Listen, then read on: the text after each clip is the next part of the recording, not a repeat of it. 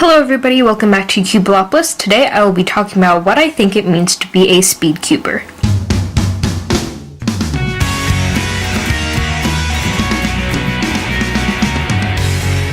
So first off, what you are seeing on the screen right now is a 22.8 3x3 average of 12, and the cube I'm using is the MF3RS. Now, I first started thinking about this topic when I began to learn CFOP, and at that time I averaged around 45 seconds, and my knowledge about the cubing community was extremely limited. But one thing I did know was the term Speedcuber. Now, 45 seconds is obviously not that fast compared to other cubers, but I didn't really know what counted as fast back then, so I thought I was pretty good, and I began to think to myself, hey, does this mean I'm a Speedcuber now? So of course, I went to Google and searched up, am I a Speedcuber? And the first thing I saw was a Cuber subreddit thread, where someone was wondering the exact same thing as me. By the way, I will put a link to that thread in the description below. So in the comments, there were a variety of different answers, one of which particularly caught my eye. It essentially said that in order to call yourself a Speedcuber, your average of 12 must be below 32.933183 seconds. Now, there are plenty of things I find wrong with this statement. First of all, I have no clue how they got that number. Second, an average of 12 is pretty luck dependent, and also timers don't even measure that accurately. But to top it all off, someone replied to that comment basically by agreeing that this number was indeed the cutoff for the title of Speedcuber.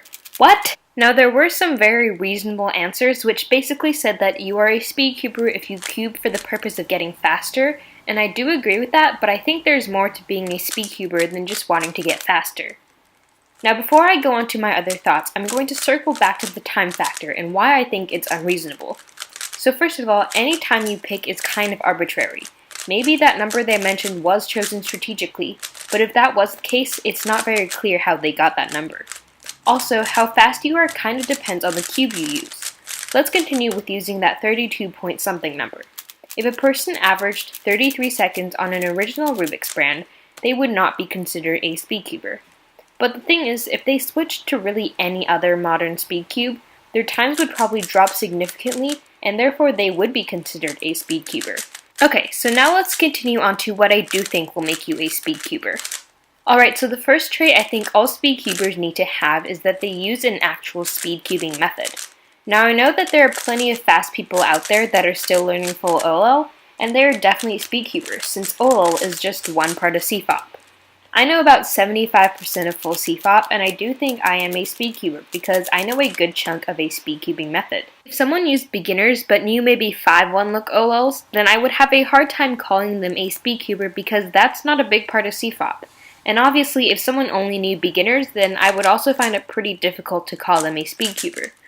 This obviously applies to other speedcubing methods as well. I'm just using CFOP as an example because that's the one I'm most familiar with. This also has to do with the whole speed thing, because knowing a speedcubing method will help decrease your times. The next factor that I think dictates whether or not someone is a Speedcuber is how much they know about the cubing community. Now, I'm not saying that you need to know what competition the world record clock average was set at, but I do think you should be able to name most of the WCA events, as well as a few current records. You should also be able to name some fast cubers and some of the big Speedcube brands. There are also some terms that Speedcubers should know, such as PB, TPS, and look ahead, just to name a few. Another important thing is that they must not act like a non-cuber. So you might be kind of confused about this because if someone might be a Speedcuber, then they must cube, which must mean they aren't a non-cuber, right? But no. I know a guy who can solve a 3x3 in around a minute who once asked if my 4x4 was a 13x13. Someone who can solve a Rubik's Cube can be a non-cuber, but in order to be a Speedcuber, you must not be a non-cuber. And for the last major point, I'm going to circle back to the beginning and talk about your attitude towards cubing. So a lot of people in the comments said that you are a Speedcuber if you cube for the purpose of getting faster. And I do agree with that, but I do want to modify that statement. So I think a Speedcuber is someone who at one point has cubed for the purpose of getting faster, but I would argue that you are still a Speedcuber if you no longer want to get faster. Let me explain. So let's say someone currently averages 40 seconds, but they kept practicing and learning new algorithms and eventually became sub 10. Because of this, they are indeed a Speedcuber, because during that process, they cubed to get faster.